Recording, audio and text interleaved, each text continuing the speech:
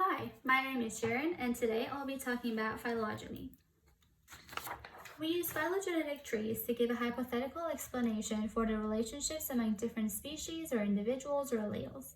The various different things that we're trying to find the relationships between are called operational taxonomy units, or OTUs for short.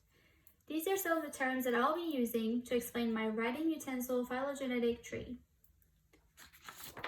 In this tree, ink and quill is the outgroup, meaning that it is the common ancestor to all of the other OTUs, and is therefore the most distantly related to them all.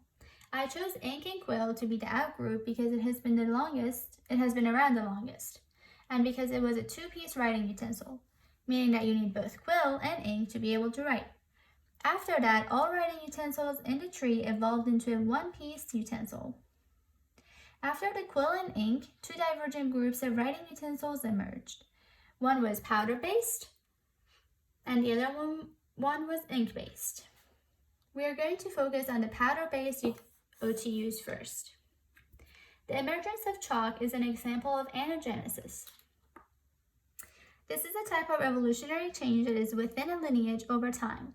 This means that the chalk keeps evolving as time goes on, but it stays chalk. In other words, the chalks in the past don't look exactly like chalks today, but they're still chalks.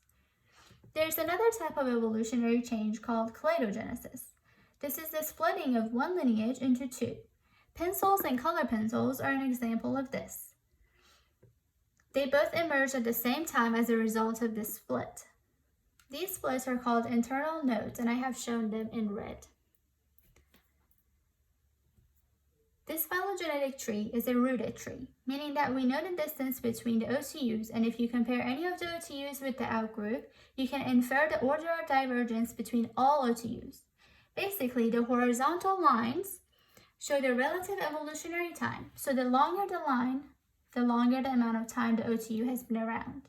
And the shorter the line, the more recent the OTU is. Through this, we can find the most recent common ancestor.